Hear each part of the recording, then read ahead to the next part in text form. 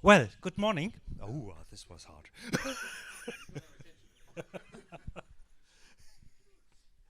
So, good morning to our session today. It is a session, I think, for a fair digital object technology. We will have for each of the presentations, we have around 10 minutes time and plus 5 minutes for discussions. If you're speaking longer, we will reduce the time for the discussion. So, but we have here a real great list of highly exciting topics. And we will start with Pouchard. Did I spell it there? Did I pronounce it correctly? From Brookhaven National Lab. And she will tell us about something about the challenges for implementing fair digital objects with high performance workflows. Thank you very much, and thank you very much for inviting me. Now, is there something other pointer? All right, thank you. So I would like also to introduce my colleagues, Michael Titov, and I am Pouchard from Brookhaven National Lab, and Tanzima Islam from Texas State University, and Bogdan Nicolas from Argonne National Lab. And the two national labs are part of the US Department of Energy, and we just got a big grant from them from ASCR to start working on this fair digital object for high performance workflows. So again, I would like for everybody to be on actually the same page about what we're talking about. So you might already know a lot of these how workflows, applications, and system work at the high performance computing level. So here, let's see, how do this? Well, I don't have the pointer. Yeah. So this is the high performance system over here, with the local manager, the scheduler, the memory, and the various heterogeneous components of CPUs, GPUs, FPGAs. And on top of it, you can have a composable workflow system that is software and provides some workflow management for running applications such as E3SM, which is the main climate application codes. And those codes are typically developed with just equations, and they can take weeks to months to run. In particular, those that are working with, for instance, in astronomy and cosmology, where they try to replicate the Big Bang or processes at very low levels. So the workflow systems over here, you can have the workflow applications that expresses some concurrency in abstract way.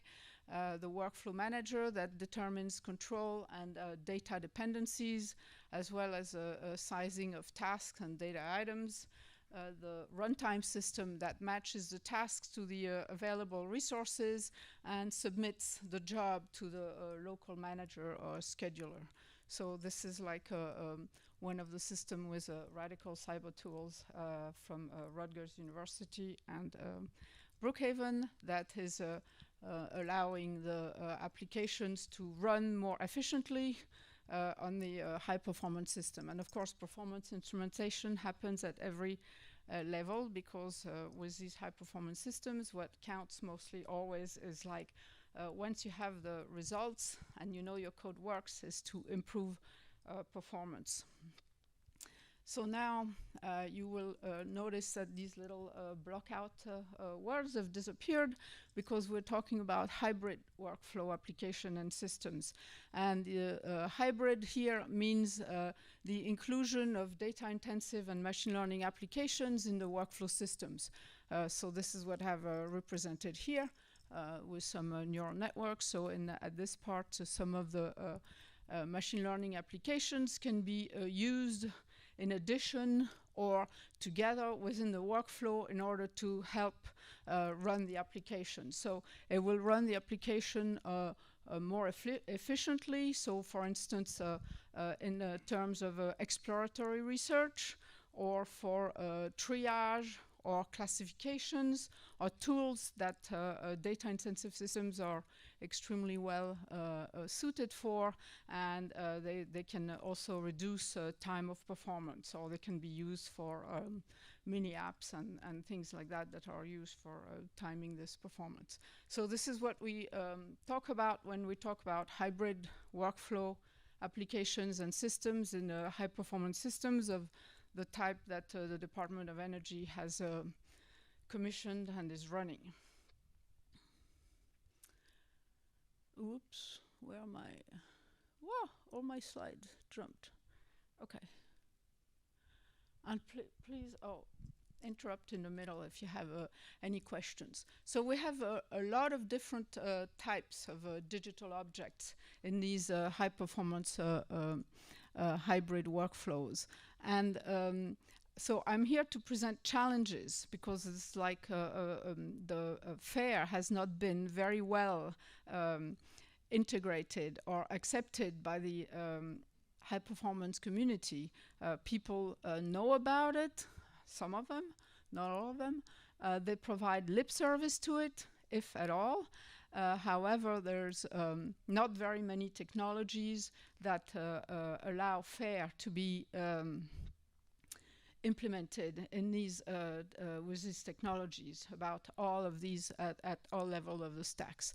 So we have separated 3 different levels of digital objects that would be useful to separate in order to make FAIR these digital objects. And that might seem to you that this community is like way behind, because we have lots of tools for FAIR, but what works for high performance computing, and how are we going to be able to put it in practice?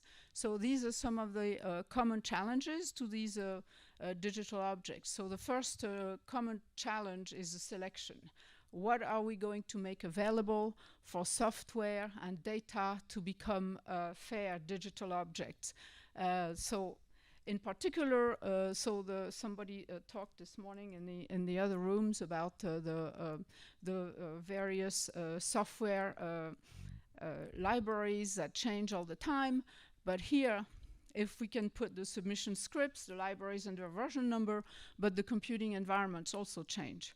So every 3 years, the Department of Energy commissions new machines, and even in between the 3 years, they add, for instance, they add GPUs, they have new GPUs, new models, so it's also tightly integrated with vendors for these hardwares. And each time it brings like new libraries, and if you want to actually even reuse or reproduce the results, you have to actually understand how to port your computing software to the new environments. So in terms of metadata, again, what do we make available? So the scientific metadata, obviously, but also the performance metadata. So there's performance counters, but also what are the variables in performance that actually influence the performance. We don't know that.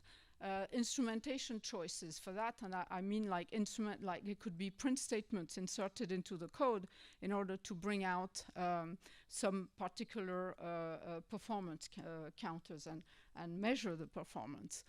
But also there could be instrument metadata, because some of and there's now PIDs for instruments and sensors, and there's also the trend towards integrating sensors at the edge, and the huge amounts of data volumes that they produce in order to be analyzed through these systems. So the metadata exists and is captured in various non-interoperable data formats, although it is possible to make it interoperable, but that requires an additional step. And that always is the case with the capture. Capture is a huge problem, because how much more time do I have? 5 minutes. Okay, that's about half of it, so that's good. So the automatic capture of provenance of the metadata, their relationship, the software dependencies, and in the containers we also have the we can have the specification about the machine. So these are the challenges that are common to all digital objects in order to make them FAIR. Now, there are also challenges that are specific for different types of digital objects. So the results objects, specifically the ones that are obtained with training modules, even with parallel computing, we have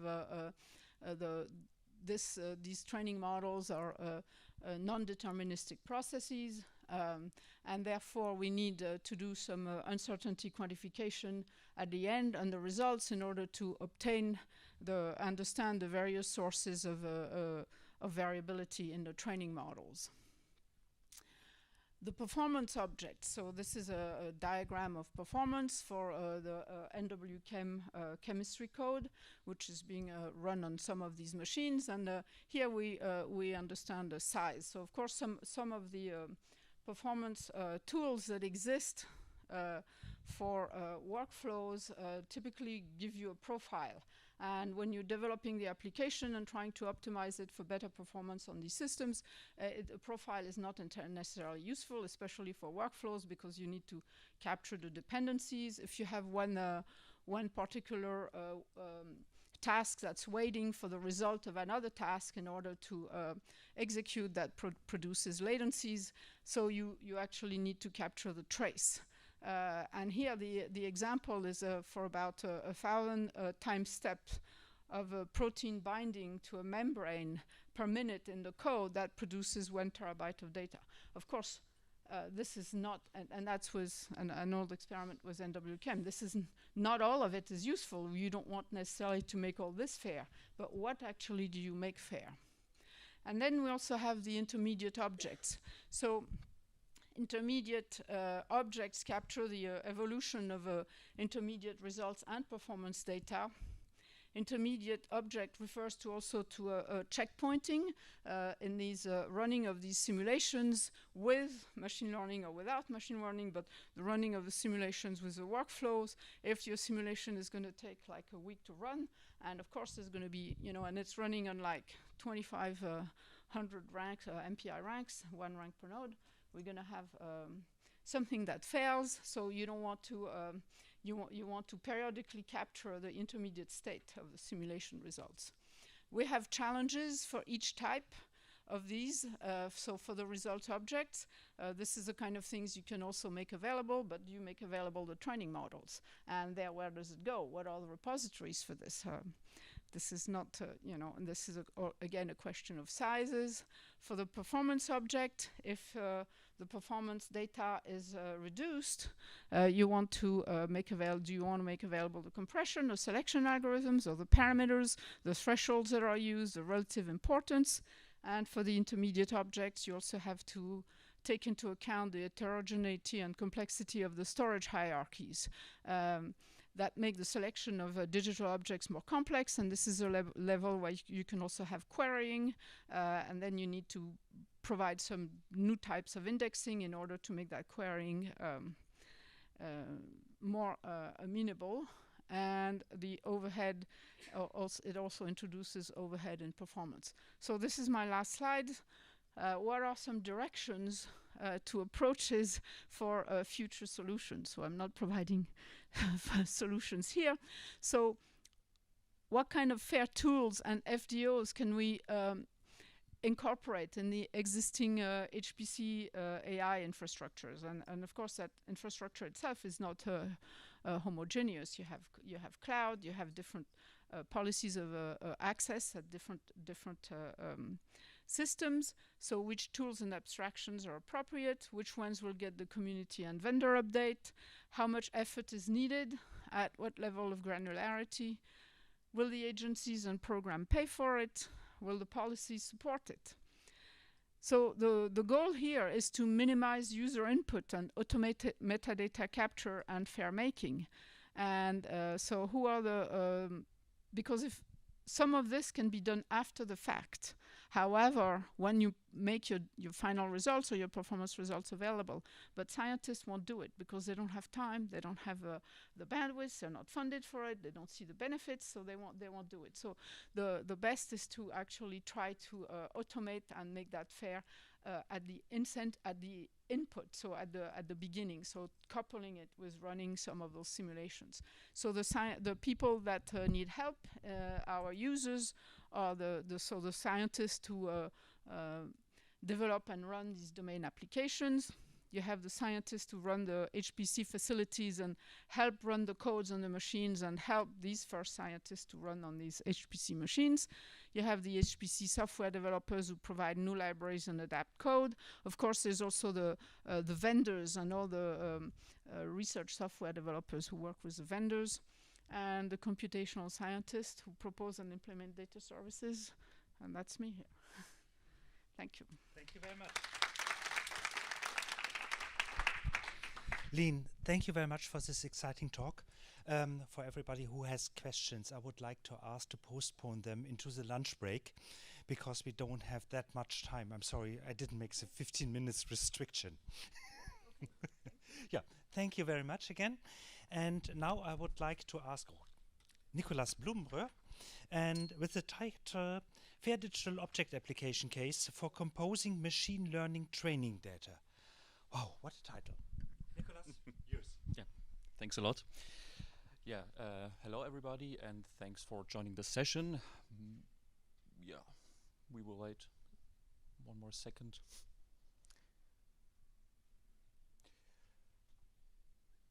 Okay. Is it? That's not presentation mode. But it's the right one indeed. Yes. Yeah. So my name is Nicolas Blumenröhr. I am from the Karlsruhe Institute of Technology, which is also part of the Helmholtz Association, including the Helmholtz Metadata Collaboration, HMC. And HMC was previously introduced by Rainer already, but to just briefly summarize what we're doing there. So we are working on metadata management concepts and methods in order to facilitate reusability for the scientific data that is used within the Helmholtz centers and the scientific domains there, and also have to organize the scientists, their metadata and data. And today, most important in this context is that we are also working with fair digital objects. And today I would like to introduce to you an application case for using fair digital objects with the topic composing machine learning training data. And here I, and in the name of my co-authors or the co-authors, I would like to show to you how the fair digital objects can be used to make this process much more easy and flexible. So let's dive directly into it by looking at the data. So in this example, we have scanning electron microscopy images. Those were formally used and described in a publication from 2018 as the first annotated set of SEM images for the domain of nanosciences. And essentially, the data set comprises 10 classes, all assigned one label term that describes the content of these images. And for the further process, I would like to concentrate on this category G, biological. This term doesn't say too much in detail about the images, but it is still sufficient to distinct it from the other 9 classes. And now in terms of machine learning, you could indeed use this data to train, for example, a neural network for image recognition, which has formerly been done with exactly this data. And now we might have the situation that we want to extend this data set or this sub-data set category, biological, with some data from a different origin. And most likely this data will have a different way of being curated. So for example, it might have a different label term, microbiology, which is more precise, but is still part of the overall term biological and could therefore be added. And in order to compose a new training data set out of that, there is the requirement for so-called relabeling to make sure that these two terms are pointing to the same class, because the algorithm obviously needs to understand that it needs to process them to the same output. And obviously this data information, or the label information and the data itself, might be provided in a different way from the one we already have. And for the scientists now, there is the task to do a lot of data wrangling in before, which is of course very laborious and time consuming. And this time might be better spent for the actual training and evaluation of results and so on. So wouldn't it be nice to just leave that task to the machines? Yes, indeed. And here we propose a way for doing that, which is using the fair digital objects for carrying out this relabeling. And the idea is that instead of working directly on the data and the corresponding label information, we rather abstract away the complexity of these data entities by representing them as fair DOs. And how we define the fair digital objects here is that we say, okay, they have a persistent identifier that resolves to the PID record. And this one contains then all the relevant information that is necessary to make machine actionable decisions. This also includes a type that defines the particular operations that can be carried out on the data. And now a client that understands this information that is provided in the fair digital objects could use it to carry out the relabeling, meaning in this case it can understand that these two terms, biological and microbiology, actually refer to the same class and therefore prepare our data for the machine learning. So before we can use this representation, obviously we need to implement it. So we need to create the fair digital objects. And here I would like to show to you how exactly we did that and why we did it with this design. So as I've mentioned, the situation was that the data was already present. And it was packed into a tar folder that was deposited in a repository. And the only way the label was provided up to that point was as the name of the tar folder itself, which is not very machine interpretable. So what we did was we transferred this label information to a metadata schema document, which is based on the JSON format and further describes and gives more definition to the label term using vocabularies. We then also deposited this document in a repository, in a metadata repository, a different one. And here we already see the situation that these two data entities are not at the same place. They are separated from each other, so to say. And they only contain the extent of information that is provided by the repositories themselves, which is also different and heterogeneously. And now this can be extended, so the information itself can be extended by using the principle or the idea of a PID record. For that, you first of all need a so-called kernel information profile, KIP, that defines which particular attributes will be present in the PID record. So it kind of serves as a schema. And this, of course, includes the type and the location and some other attributes that are relevant for machines to interpret or to read the data, first of all. And now the idea is that these fair digital objects contain the information that the client can use to access images and labels. So after you have assigned the PID, you have your fair digital objects. And now, obviously, the client needs to process this information record. So we can look at this from the client perspective and make a simplified example by looking at these two fair DOs, one for the data and the metadata. And the scenario might be that the client receives the PID of the data fair digital object. It resolves this PID and gets to the record. The first thing it needs to do is to evaluate the kernel information profile and make sure that the attributes in the record actually refer to this profile. Here we use the Helmholtz kernel information profile, which was formerly already introduced in another session. Very briefly, it was developed in the HMC community. It is based on the Research Data Alliance recommendations for KIPs. And it contains a set of 15 attributes that can be used to put into the PID record. And then the client, of course, needs to evaluate the type, which is, in this scenario, just a MIME type. This is just a simplified version, but it comes down to the MIME type. It needs to access the data via the location, which is essentially the PID, not the PID, the URI to the repository. It's a B2Share repository. By referencing the related fair digital object of the metadata, it can also access the label information, which is facilitated via the has metadata attribute pointing to the PID of the corresponding FDO, and this also goes into the other direction. And then it's essentially the same. The client evaluates the KIP, the type, which is a JSON document, and gets to the location, which is the URI of the KIT data manager metastore instance. And from there, it receives the JSON document, which is based on the schema and vocabularies, and needs to resolve that structure, but it has already accessed the labels. And the same could then be done with the other data set as well. And this could, of course, have different particularities regarding the PID record, different type or location, but it is processed the same way, and this can be done for many more fair digital objects. So to sum everything up, what we can say and conclude is that with the fair digital objects, we are able to represent the data and the corresponding metadata in a standardized structure.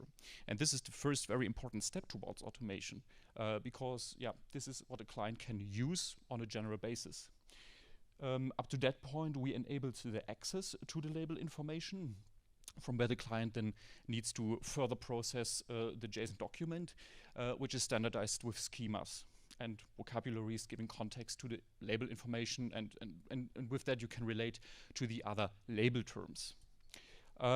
This is one way to design the fair digital object, how we did it, and we are still having some considerations, for example, regarding the record information granularity, so which particular attributes we want to put in the record. Is that what we already have really sufficient? And also the data representation granularity. Is it sufficient to represent the entire data package as fair digital object, or do you want it on the particular image level so that each image is a fair DO? This is something we are still elaborating on. But in the end, we can say that with the concept as we propose it here, you can compose a training data set for machine learning applications, and we want to extend this to other machine learning applications as well, targeting other data characteristics and so on. And since I have only shown you a simplified version of the fair DO, you can look up the entire fair digital object via following this QR code, which shows the entire complexity using the fairdoscope, and same for the schema, which I just mentioned. You can look that up as well. So I think I've talked enough. Thanks for your attention. Thank you, Nicolas. We have time for questions. One or two. Yeah. Hi, could you go back a couple of slides? This is one thing I've been seeing. Stop. No, it's fine. I've seen this quite a lot over the course of these days, that you've got a PID for something, and it has some metadata, and the metadata is a PID for the metadata, and then the metadata is kept somewhere else. Why so many layers of indirection to get to the metadata? Why isn't it either at the top one or on the bottom one? So the metadata itself, you have different kinds of metadata. So you have the metadata, administrative metadata in the PID record. But the metadata, which contains the label information, is an external document which you wouldn't put in the PID record directly. So you need to somehow also make this one accessible. And this one you can then also represent as a fair digital object. And that points to the document itself.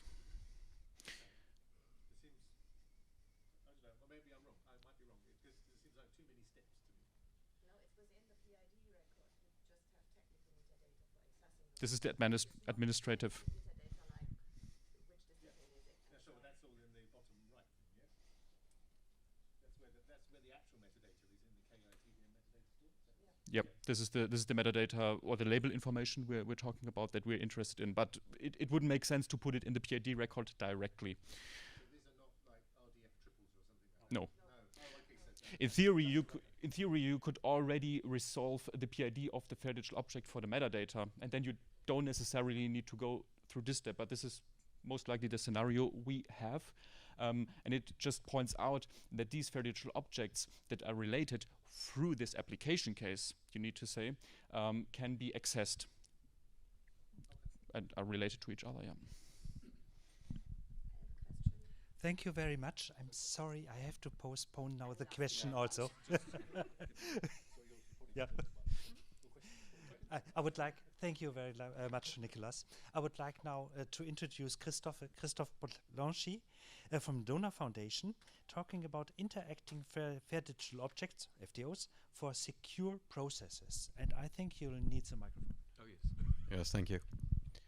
Right, so this actually, this talk will go nicely with the Nano publication and also Mark's talk on, digital twins. So the question is, can you use FDOs for digital twins? And so my first take is, I don't like the word digital twin necessarily because I'm not representing you exactly. A twin is exactly the same thing, and an FDO will never be you. So you cannot be a twin. So I have this term digital surrogate, which means that the object will act on behalf of an entity. And so if you look in general, like in industry, research, government, you have many processes where you have distributed actors trying to act on distributed things. And the problem is, how do you know who's going to be acting on who, and how do you give those entities right if you have no clue how this whole set of interactions will work? So you need some sort of framework where you can support a method for interacting with entities in a completely unplanned manner. And so, as I say here, the processes that you have are, you have typed events in time and space that you need to record in the context of the entities that are involved. You need to have a wide range of types because, as in the sensor world, you could be sensing temperature, you could be picking something up, you could be destroying things. All these are different events with different effects on the entities that you're trying to interact with. You need to make sure that this information is managed in a secure manner because you can't either have, you can't bomb an entity with bogus events. You need to have some proof that the entity that is interacting with this event this entity is doing it in a proper manner that will, prevent people from just mucking around with your sensor data. So I'm going to try to illustrate this approach with a simple case, which is you have a physical domain where you produce like a laptop and you have to load it and unload it in somewhere else. And along the digital domain, you have to have, a representation. So I call these digital object surrogates, other people call them twins, doesn't necessarily matter. But these entities here are surrogates for the physical world. And that means that they can interact with each other to reflect each other's interactions. So, you can certainly implement this different ways, but if you implement it with FDOs, the FDO fit the bill because you can describe any sort of entities using the FDO. There's nothing specific about FDOs that restrict the use space. So I call these Fair Digital Object Surrogate, FDS. For short. There's probably a name that will disappear after this talk, but who knows? So the point is that these FDS identify, describe, represent, and if needed, act on behalf of their respected entities on the internet. So how do you do this? Well, there's not much that you need in addition to the FDO. You do need a way for the FDO to say how it will interact with entities that want to record an event about it. So you need to have a special set of methods or operations or types, they have different ways of implementing it, that indicate to the rest of the world how this entity wants to be interacted with. You need to have a public key or some other authentication mechanism, but at the moment public key would be the best way. So each entity can be challenged to prove, as it's interacting with other entities, who is it? Are you really this entity? So that you can maybe have a way to, if anything, trace what these interactions were about, or have some policies that say, I only trust entities that are associated with these other entities. And of course, you can have certificates associated with your entity that say, this entity, we recognize these particular keys. So a basic, cookbook of security, if you will. So each entity, these fair digital object surrogates, so they're bound to the physical or the actual entity that they represent using this public-private key pair. So an entity clearly has to be some sort of process where the physical entity can prove that it's bound to this entity and make statements about it using their private-public key pair. All these fair digital object surrogates can interact with any other fair digital object surrogate and record their actions in their own object and any other object, or create another FDO that will make these interactions publicly accessible. The event types are the key here. So the event type is in effect the FDO type in this case. And when you create an event FDO, you specify the sort of event this was. So it could be, it's a delivery, it's a somebody picked up, it's a destruction, it's an acquisition, it's whatever process that you have. It could be a nano publication, it could be all sorts of things. So this event, what does it look like? It looks like a digital object, but it's something a little bit different. There's a source, who's making the assertion between these entities, who's the target of this event, the event type, and there are some metadata about these events that may be valid across all events, such as time, location. But either way, the event type will specify the sort of data that is associated with this particular interaction. So an entity that is in the real world, if you will, has this digital object surrogate with a public key certificate and methods that can be used to interact with that object. And if entity A detects entity B, entity A will access information about that particular entity. So I'm scanning a QR code about an object. I can detect what that object is like. I can interact with this FDS, and I can create an event. So logically, I create it. Then I can use the methods of my FDS to record this entity so that it changes the state of the entity itself. So in this case, it makes sense because the entity can prove that it's associated with this FDS, and there's no issue with changing the state of that object. And the object itself, through these methods, can then create an FDO for what I would say public consumption. This information here could be searchable from the moment it's inserted. It could be searchable through registries where this object is registered. But you could have another case where you may want to have specific data, specific repositories where you may want to be able to look at a whole set of events, in a more direct way. The trick then becomes that this entity can then register this event with the other entity. And that's where that's where things get a little bit dicey, because you don't want just anyone interacting with your data without any precaution. So by signing the event, the entity over here can verify that the entity that made the event actually exists, and potentially is part of a group that it wants to get events from. And if this particular entity recognizes this particular event, it can also sign it. And at that point, this event is if you will, co-accepted by both entities.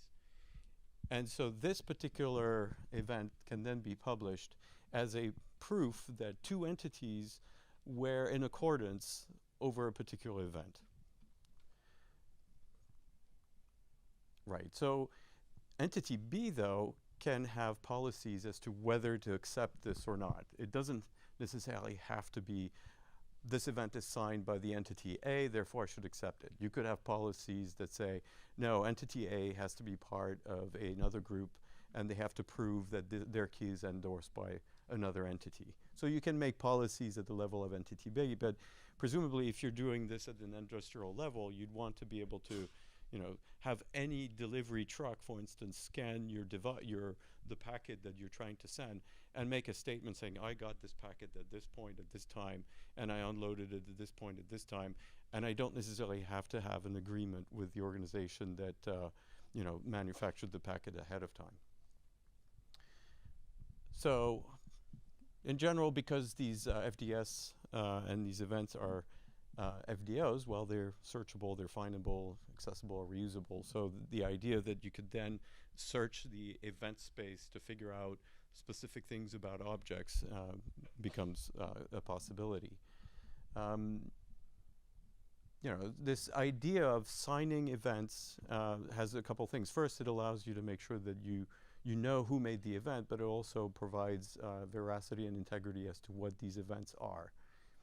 And of course, events can be extended, so you can have different sorts of event types, and you can have different sorts of operations for modifying the state of these particular FDSs. So if we go back to this event, to this scenario, so you have a physical space, you have a computational space, and then you have, there should be the logical, and in the logical space, you have operations associated with the entity that is the factory. It has keys, it has certificates, it has even statements about who it trusts, and it's signed by itself. So anybody can look at this factory digital surrogate and by verifying the signature, be able to verify what the factory actually says. So when the factory creates a laptop, in this case, it would associate a key with the laptop, and the digital surrogate would also have this information with the digital product passport and other operations that would allow other entities to deal with that particular FDO. And it would be signed, in this case, by the organization that built it. So when this object is loaded, the detector in the truck is an edge device, and it can talk to the truck FDO in this case, which is a surrogate for this object, for this physical object. It's associated with the company that manages the fleet of trucks, and there's a series of keys that allow the transport organization to verify its trucks, and as well as acting as a particular entity that other entities can trust.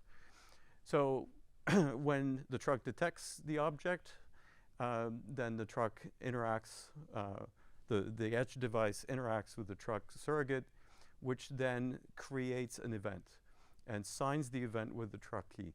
At the same time, so this event here is associated, is created and then made findable. The truck number 2 is the entity, and then it records the product that it loaded at this point. In the interactions, then work backwards. When you take out the object, it creates yet another event that says, I unloaded this product at this time, and this object then becomes findable. Now the truck 2, the whole point of this was that it needs to be able to inform the digital surrogate for the laptop how much CO2 it expanded while shipping it. So this information is computed after the second event. The truck can then say, all right, this is how much fuel I got, this is how big your box, how big you were, so based on my calculation, this is how much CO2 I used. And so then the truck can then notify the particular product, and then through this operation register an event that says, well, these are my CO2 emissions for this particular product. And that's it. Thank you. Thank you, Christophe, for your exciting talk. And I can imagine the German Autobahn with the signs, a truckload full of fair digital objects. Do we have any questions? Yeah. You were the first. All right, I'll go back over there so I can be targeted. Okay. Yeah, so you're basically talking about the backward reference. Right. So yeah, so how is that, where the location of that object is that one needs to modify with the CO2 emission reading, how is that found? So in this case, the truck detects the object. And as the object leaves, it has this reference to this object and can interact with this object by resolving it if it forgot what it looked like, and look at the set of operations that that particular object supports. Clearly, if the object does not have a record CO2 emission here, it might have an operation that says add information about the object. So clearly there's some typology that needs to be developed at the level of these objects so that they can record messages about each other that are relatively useful. Now, you could have products that are created and not have this idea in mind. So there needs to be some thought about how these objects, what sort of events they accept, and how it's going to be recorded. So that is definitely a complicated topic. But you could always create an event and dereference all this information just at the type and have for instance, an operation that say, I'll accept any event of any type. I may not be able to integrate it, but at least I'll have the information. Somebody else can use it later on. Thank you very much. Unfortunately, again, I have to postpone further questions. I would like now to introduce Andreas Pfeil from Karlsruhe Institute of Technology, introducing the FAIR Digital Object Lab and the software stack. Yes, thank you very much. And I have a very bad microphone discipline, so sorry for that if I do like this. Or okay, so my name is Andreas Pfeil. I'm also working at KIT together with Rainer and Nicolas. And yes, I'm also involved in HMC, and I'm really glad that Nicolas also explained roughly what it is, so I will skip that part now. And I will talk about the FAIR Digital Object Lab that is developed within the context of HMC. And technical people already see it's some kind of software stack. Yeah, so for some people this might be already very enlightening, for some people maybe not. But that's not an issue. I will explain everything. Is it too loud? Should I go further? Okay. Okay. So the FDO lab is all about applying the FDO concept to research. So we put some thoughts in that, and you might think this is quite vague somehow, and it is, because the FDO concept is a pretty abstract thing somehow, but that's not the only issue we have to tackle there. So there is already existing infrastructure, there are existing package formats being used, there are existing processors, and yeah, so it's not too easy to simply build something that fits an arbitrary infrastructure. So I think especially in research things are pretty diverse, processes are pretty unique in some way at least. And this is not an easy thing. And on the other side, the FDO concept, what does it mean? We need some kind of implementation, something we can apply.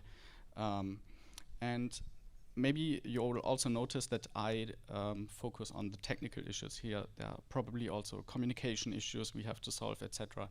This is about the technical part.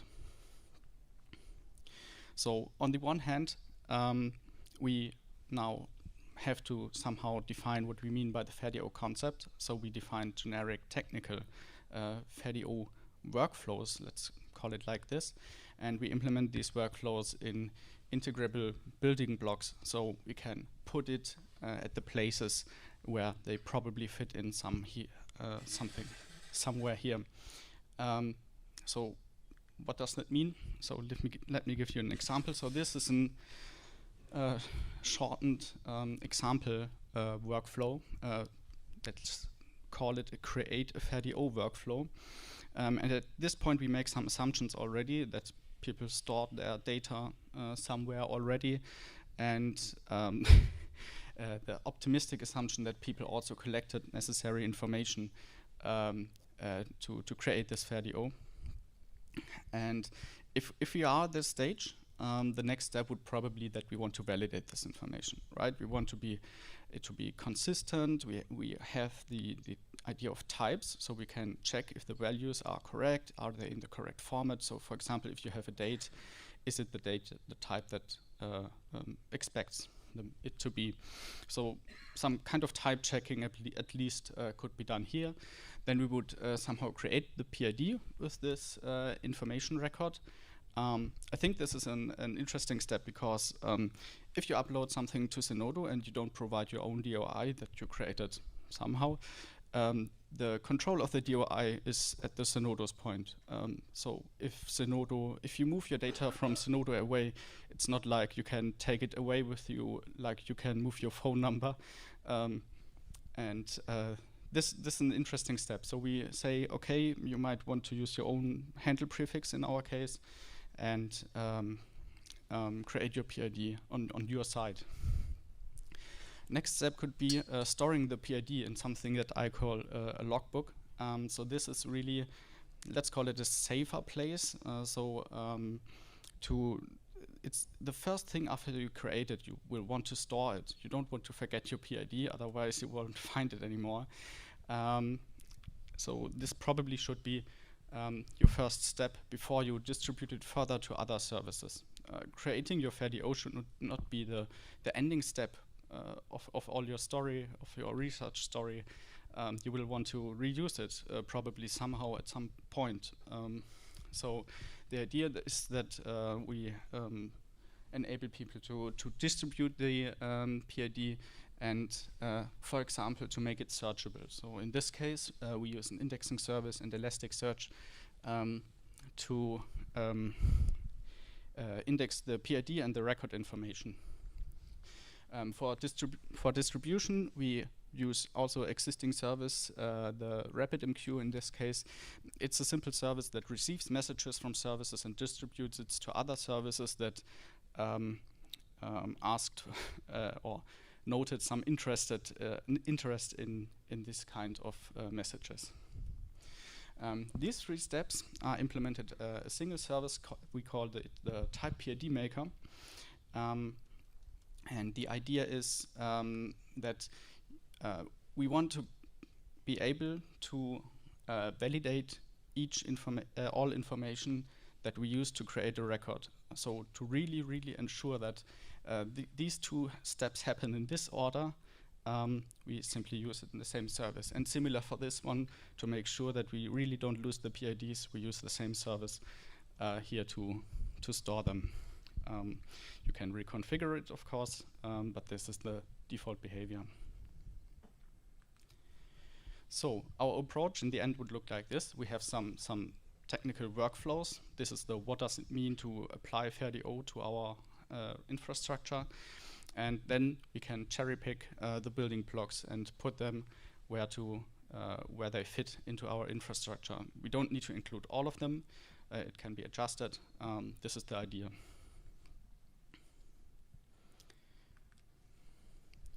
So I said I would focus on the technical issues. That's half true. Our focus now is to add more user interfaces, because we noticed that previously the interest in having some technical services with REST interfaces is limited, because people can't touch it, people can't try it. So one example that was already mentioned is the FDO. It's also integrated in the FDO lab. And this is, for example, one way to make the make PIDs or FDOs, how we understand them, human readable again, because they're of course machine readable especially. And we hope that we can therefore help people to understand the concept and to understand what the potential for their research is. Yes, so this is a new focus, and the FDO is, well, not really the first, but the first with that mindset at hand that we've been added. We are developing the FDO lab openly on GitHub, and so if you have questions, of course, you can ask me here, but you can also always look there and collaborate or see if you have some interest, ask questions. And below there we have an exception, only an excerpt of the services that we use here. So for example, you can see that we use the handle PIDs, and yeah, so this is it. This is the FDO lab. Thank you very much.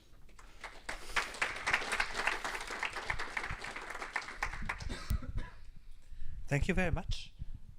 Do we have questions? We have 5 minutes time.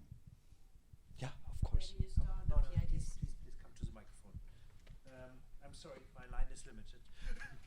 It's okay. Where do you store the PIDs within the workflow in the first one? Okay, so I already mentioned that that we use the handle system, and the handle system is a distributed system to store these PIDs. So what we do here is that you will need to buy some kind of prefix, so you can store your PIDs. You can, for example, talk with Tibor regarding that, and yes, so if you just want to try it out, you can also do it without a prefix, but then you will not create real PIDs, but there's a local database that you can use to store, I call it sandboxed PIDs, to try things out. Other questions? Yeah, not a question, just more clarification. So I didn't quite capture what the breadth of what FDO scope is providing as a tool. Yeah, this is a pretty recent tool developed by Thomas Jäkal. He can't be here today, unfortunately. So the idea is the following, that imagine you have some, so you can visit the URL, I can give you to it later. But in principle, you give the PID of the FDO at the top and press this search button, and then you will get a list of keys and values. This is how our way of storing the record information. So we don't use this linked data approach here. Instead, we have, for example, okay, this the location. So this term says digital object location, and here you have some kind of URL or PID that links to your data, yeah? and have the version number. You have some kind of type. You have the date it was created or modified, or the checksum, basic information like this for the machine to understand. On the other side, you have a graph. So you can, for example, click the type, and then you will have some display of the type somehow, and it will appear here in the graph. So it's a human visualization of the PID. Is it pulling directly? Is it pulling from the PID kernel information? Is It that where it's getting its information? It is. Okay. Okay. Yeah. Oh, sorry. Do you have an idea of extending that scope and making the rendering based on the type, so that the type, which is an FDO, could maybe reference some JavaScript or something to render this FDO and push even further the concept that, you know, types of FDO are tied to some form of default rendering, just to, you know, demonstrate the benefit of it? I'm not sure if I fully got the question. And I'm also not the developer of FDO scope. I just integrated in the lab recently. I think I forgot the important part. Can you repeat it? Could you have a rendering based on the type of the object as opposed to a general render? Yeah, I think it should be possible. I mean, we already distinguish between is it a type, is it a profile, or is it another FDO that we can really read? So you can see that there are different colors used. That's where it's come from. So it should be possible, and probably this is something we'll consider in future. But I'm not sure about the exact plans that Thomas has.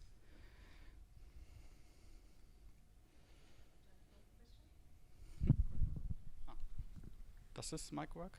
I don't know. I'm going to ask. So it's very interesting work, and you know, this whole trying to really get it in from the beginning to the end in a proper lab, in a proper pipeline. But I know that, Andreas, you are one of the few people who have actually used fair digital objects, as the vision is, and also use RO-Crate, because you've built the RO-Crate Java library. So could you make some remarks about how you can, your thoughts about how these might be complementary or even integrated? So there are visualizations of the FDO concept that describe it as some kind of layer, and that's why we use this relatively simple structure of the PID record, because we think something that is common to everyone should and everyone should really understand it, should be relatively simple. So we use this flat key value structure here. And this is, of course, has its limitations. And our crate, I think, is a great extension to that. So if you, at this point, decide, oh, I want to know more about this data, then you probably need to have some more special knowledge. You have to decide, can I use that? If I can't use it, what do I need to do it? And I think our crate then would be basically at this position. So we would link to an our crate, and there you have very, very extensive information, but usually the client will have some special implementation needed to understand it. Yeah, so this is how we see it. Very good. Thank you very much. Let's thank Andreas again. Thank you. And now I would like to introduce Robert. Robert Tupelo-Schneck. I think I pronounced it Germanly, so. Yes. And he will give us an introduction to Cordra. Hello. Yes, I'm Robert Tupelo-Schneck from CNRI. So Cordra. Cordra is a digital object server, and what Cordra provides is an API for access to typed digital objects identified by handles, as well as a convenient prototype UI. So this is an excellent follow-on to Andreas' talk. We are also hoping to provide a software stack for FDOs. So Cordra is generic. We can provide a uniform API and data format for use across disparate domains. So we hope that this is a good foundation for FDO services. So let me just put up a picture of a digital object as maintained by Cordra. There's an identifier and a type, some attributes.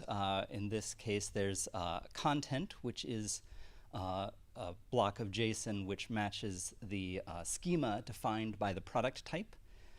The attributes also include some system-managed metadata. In general, a digital object can be associated with some elements, binary payloads or bit streams. Those are absent in this case. So the API that we prefer with Cordra is DOIP. Some of you might have seen Christophe talking about this morning. DOIP is structured where every request is perform an operation, which is identified by a handle, on an object, which is identified by a handle. Now, in a moment, I'll do a demo, and I'll be using the DOIP API for HTTP clients. This is the same conceptual protocol as DOIP, as Christophe was talking about earlier, but usable over HTTP, which has a couple of benefits. One, it's accessible to browser JavaScript, but also in general, it's easy to use for developers because any development environment tends to have an easy way to make HTTP calls. So as an example, here's the URI which leads to the digital object that I displayed on the previous slide. You can see that it specifies the operation ID of 0.doip/op.retrieve and this target ID starting with 10.21. So the idea of Cordra is that it can be configured or customized to be a registry of whatever kinds of objects are needed with whatever business rules and custom operations are needed simply by designing the types. And in Cordra, a type is basically some JSON schema for validating the structure of the object, plus some code for lifecycle hooks and custom operations. So I'm going to do a demo and see if we can do this in real time.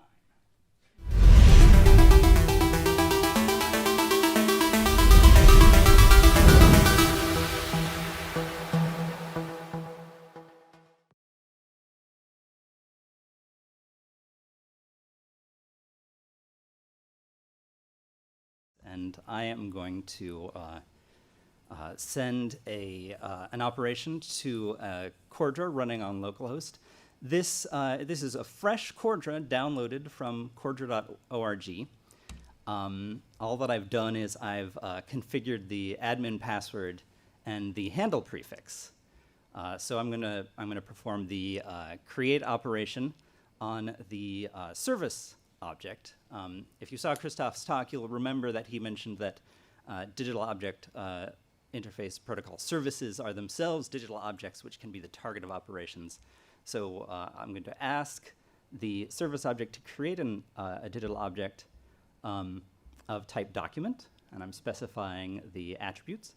It just so happens that a freshly downloaded Cordra has a couple of example schemas in it, example types. One of them is document, which just has a name and some description. Oh, too much? Good? Yes, good. Although actually, I'm not going to do that because I'm going to be swapping back and forth between two things. I've also specified the ID of the object I want to create. In general, Cordra will mint the identifier for you, but just for ease of demonstration, I wanted to pick one and stick with it. So I will send this, and we get back the response from Cordra. It has created this digital object. It echoes back the object. It's copied the identifier into the content, and it's also provided the system-generated metadata, which is mainly provenance information. Okay, so I mentioned that Cordra comes with a prototype user interface. This is what it looks like. I'll log in here. And we can see that in addition to the example types that are built into a fresh Cordra, I've also got this document here now. And we can look at it. It has a bit of automatic user interface generated from the document schema. So I should be able to now go to the document schema. Maybe I want to include, so let's see, here we are looking at a type object. It's got its name, document, its identifier. It's got some JSON schema which defines the structure of a document and some other things we'll see. So in real time, I should be able to edit this schema and add another property. So I'll cheat a little bit and copy this rather than trying to type it in from memory. But I can just add a list of authors to the JSON schema used to validate document objects. And then if I go back to my document, if I go back to the document that we added and I want to edit it, now I have the option to add some authors. So let's add a couple of authors. I'll put myself in, and I'll also put in my colleague Ben Haddon. And I can save this. And now if we go back to the API interface, I can now perform the operation of retrieving this object and see that now we retrieve the object and it has those authors in it. Okay. Next thing I want to show is that we can add some extra validation or enrichment to the document schema. Suppose I'm working in a field where the authors of a document should always be listed in alphabetical order. Well, I can do this just by adding a lifecycle hook to the document schema, saying that before you perform schema validation on the object, you should sort the authors. All right, so I'll save the type object like that. And if I go back and perform an update on this object, I'll do a no-op update, sending back the same information that was already there. But in the response, you can see that Cordra has sorted the authors. Additionally, we can, just by editing the types in Cordra, create custom operations. So there isn't really enough information in the document type right now to have bibliographic entries, but let's pretend for a moment that there is. So I will add a custom operation which prints out some plain text roughly in the form of a bibliographic entry, and I'll give this custom operation an identifier. And then I can ask Cordra to execute that custom operation on this object. And there it is, some plain text roughly in the form of an identifier spit back out. All right, so that's the end of my demo. I have a couple more slides.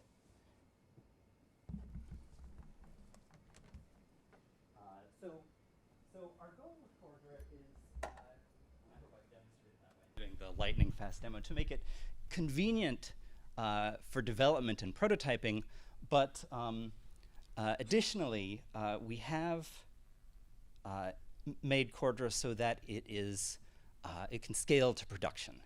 So you can have multiple Cordra instances behind a load balancer.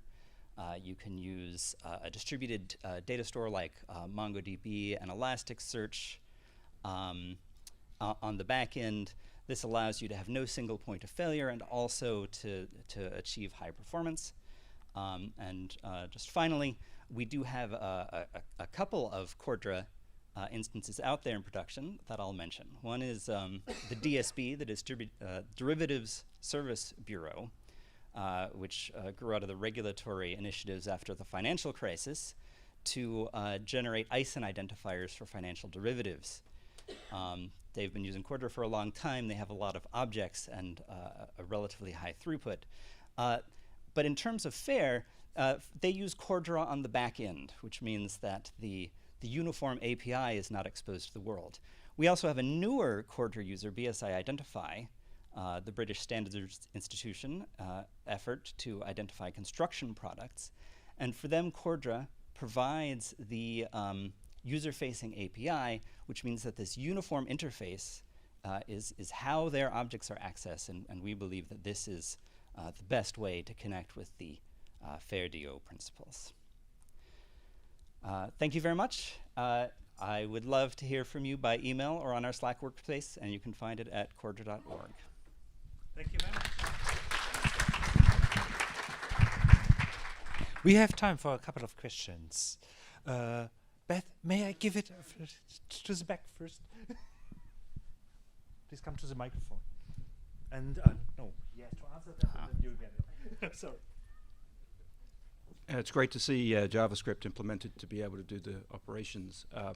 I had requested a long time ago about the possibility of Python as a way to do that too. So could you comment on whether or not that will be made available anytime soon? And if not, that's fine. But we don't have direct Python support on our roadmap. So arbitrary JVM, Java Virtual Machine based languages, could be used for this. So Java-based Python could be used directly. I don't think that has a lot of traction in the Python community these days, however. So I'm not sure what it looks like to use regular Python. You can always have something that talks to a separate process. You could have a Python-based process running and some communication between Cordra and that Python process in order to perform the operations. But there's going to be a little bit, it's going to be a little bit harder than just typing into a text box to do that. So this is Beth Plilly. I have two really quick questions. The first one, you talked about the life cycle hooks. That's nice, and that was that recent question.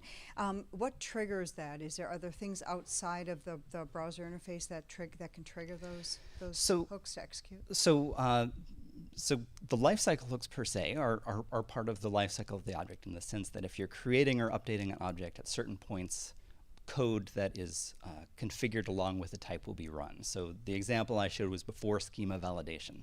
So anytime you create or update an object, it's going to go through a schema validation process, and before that, arbitrary code that you write can be run to do further validations on the object or change the object in some way. And there are other hooks also, like when you resolve an object, perhaps it's changed at the moment of resolution in order to show you some extra data. So there's a list of lifecycle hooks like that. And then the custom operations are triggered by API calls. So that was the example of getting a bibliography entry. It's just a new operation you can perform on this type that then can be triggered by users or by automatic processes or however. Great. Okay, quick second question. The one thing I do like about ontologies is they'll exist in a foundry, like there's the OBO foundry or something like that. That just is really just kind of a warehouse of ontologies that you can look at and browse and things like that. So when you talk about schemas, like for the product definition, those are kind of buried inside a Cordra. So is there a place where those reside that are human browsable, or is there a plan for making those a little more human accessible? We do not have an immediate plan for that. We're very interested in type reuse. So we do think this is a very important issue, being able to put types out there and have them used across various repositories. There is a type registry effort, but I don't have much to say about it at this time. Robert, thank you again. And now I'd like to introduce Tibor Kálmán, I'm sorry, of the Gesellschaft für wissenschaftliche Datenverarbeitung. I don't even know how to translate this into English. I think there doesn't exist a translation. And he will show us two examples on how FDO types can support machines as well as humans. Thank you, Rainer. Good afternoon. Let me just briefly say some words about what you see on the title slide. We are becoming more and more concrete during these days. Now I will present very concrete examples how you could deal with FDOs in the PID world. Ulrich Schwartmann, a colleague of mine, gets most of the credits. He was the one who did the work of the type definitions in details. And after the work done, he is on holidays now. That's why I'm presenting the work. I'm coming from the GWDG, which runs typing services and especially Cordra instances on behalf of the EPIC consortium. If you would like to more details about how we deal with FDO types, you can grab some flyers outside there. I will skip the introduction. The only thing to set the stage for my examples is saying that we are dealing with FDO types, the typing thingy around FDO types. FDO types are kind of a set of attributes, kind of where attributes are key value pairs, and the keys are kind of references to clear specifications which describe the value. This is important because such specifications enables machines to interpret that kind of value. If you do the typing right, then you have a kind of a machine actionability, and if you do the typing on a way that keys are human readable, then you can make your users even more happy. I will show two examples of FDO types we defined. These two examples were created from two different viewpoints. The first one is how we provide identifiers for instruments. And the second one is how we provide types for legacy digital objects. You might have some legacy digital objects around there, which could be easily fair digital objects. In both cases, we used persistent identifiers coming from the handle system. The full FDO record is provided by the handle record of the PID, and the attributes we use are found here as a kind of a type data pairs in the way how the handle system does it. The first example is how we identify instruments. This is a small project, a service, a public service. We are creating a public service to describe, register, and reference scientific instruments. These instruments can be tiny little sensors, but also large colliders filling a huge building. regarding what kind of information should be registered there, and how the metadata schema was defined. We were not alone. There was an RDA working group which was working on defining that kind of kernel information. And just to give you a brief view how such a service could look like, this is the metadata registering interface of the service. On the right, I copied the endorsed specification of the RDA group. And if you do this on a way that you follow the specification, then this is an example PID record, how the full PID record could look like with a full attribute list. This is a normal handle record, and as such, it is fully resolvable as a normal PID. What you might see if you download the slides later on, because it's quite tiny. On the right, the yellow ones are the keys. We use kind of PIDs, references to the exact definitions of the values, and on the right, on the red ones, are values which are defined according to that kind of specifications. 3 remarks, 2 I will discuss today. The third one is basically the way how you can store the metadata outside of the PID record. We provided a Cordra example. If you are interested in that kind of example, please go to the implementation draft document of the FDO forum. You will see more details about that in that document. So the first remark is about the attributes. These are not atomic attributes, not atomic values of the attributes, but probably hierarchical objects or list of other attributes. And the second remark is about the references, how the references look like. If you do this at that way, your machines would kiss you, as we learned yesterday at the presentation, but your human fellows might not be so happy to have that kind of references without knowing anything about this. So the first remark about the values, if you check out the endorsed outcome of the working group, it defines kind of hierarchical objects or list of attributes. Just to give you an example of such an attribute definitions, instruments can have manufacturers. This is a list of single manufacturers, and the single manufacturer is again defined as an manufacturer name, manufacturer identifier. An identifier can have identifier types and concrete values. What we did, we created type definitions in our type registry, and we also created some basic types for these very simple values and attributes, and we gathered these type definitions, we gathered these attribute descriptions into a type definition.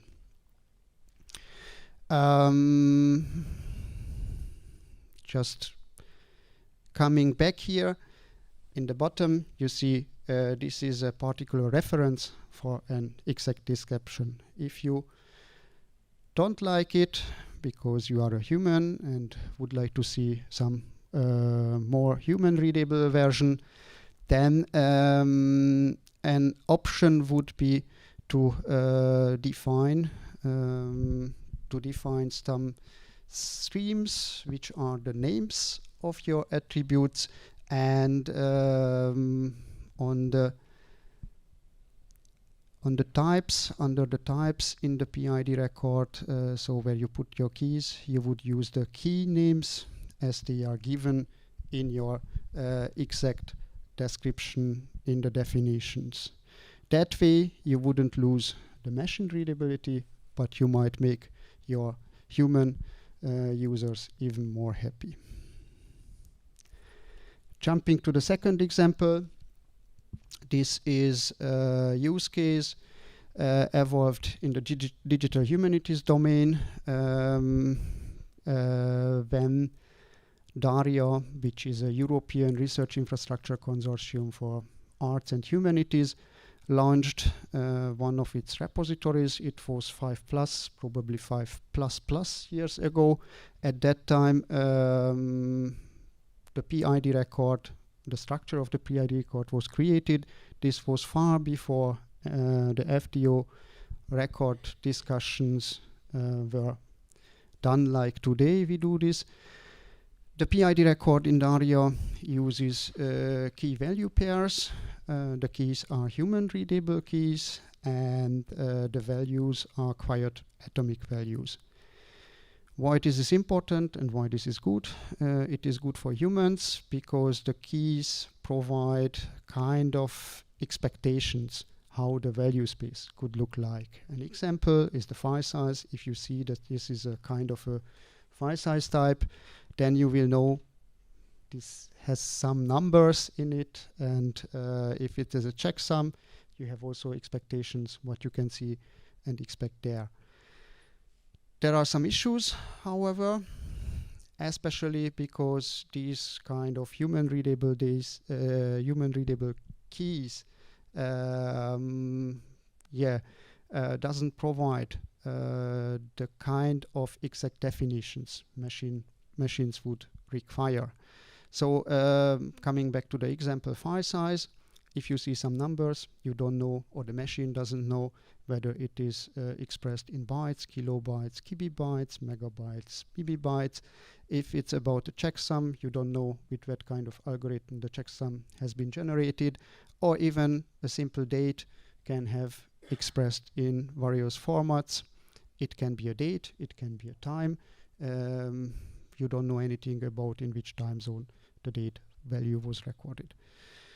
To make these attributes more machine readable, kind of concrete definitions for the allowed values are needed. What we did, we created these kind of definitions in the data type registry, and we took care that we tried to use existing basic information types whenever it was possible. So we did not necessarily define new types for every kind of thingies. Where we had any existing definitions, we went back to these kind of existing definitions. An example here is the responsible field or responsible attribute. DARIA uses here email addresses. So what we did, we pointed to the email address type definition instead of defining a kind of responsible field for ourselves. The same for publication date and so on. If you create these kind of definitions for each fields, for each attributes, then a type definition could be created to put all these things together. What my colleague Ulrich did in this case, he used, you probably don't see, but he used the keys which are key names which are the same as the attributes in the legacy digital object was used. Some remarks. So now we have a perfect type definition. We have a legacy pairs that identify a record, how to bind them together. The usual way is to add a kind of a type attribute in the PID record. These are legacy objects, so it is not always easy to touch these kind of PID records anymore. What we were suggesting here is implementing, knowing that all the digital objects follow the same profile. So all the PID records look like the same. They all have the same attributes. And knowing that all digital objects are registered, or all PIDs for these digital objects are registered under the same prefix, we were suggesting to implement this attribute on the prefix level instead of the PID level. That way, we just need to think about what kind of rules and what level these kind of attribute rules could override each other. So defining an attribute, type attribute on the PID level, or defining an attribute on the prefix level, which would override the others around. Just to sum it up, what I was saying, these were just two examples. One is about how we can use PID structures directly for types, FDO types, and how we can make legacy DOs a bit more fair using types. If you do the typing on a way that machines and humans can read them, it might be even more better than just thinking about machine readability. And we also discussed a bit how hierarchical type definitions can be made in the PID word based on handle-based DIDs. I would like to point out that these were just two use cases. They are described in the implementation draft document, but it would be probably much better if we could see some nice examples from you. So if you have examples beyond that, I think the big working group would be very happy to have them on the plate. Thank you.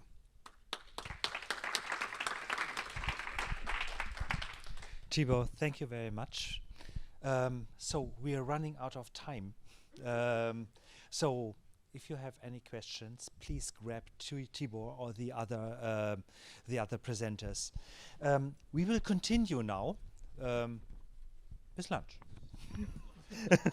With lunch, and the lunch break will be in the Naturalis room in room 10, and I think there will be a lunch served, and then we will continue at 1:30 with the research keynote in the Naturalis auditorium.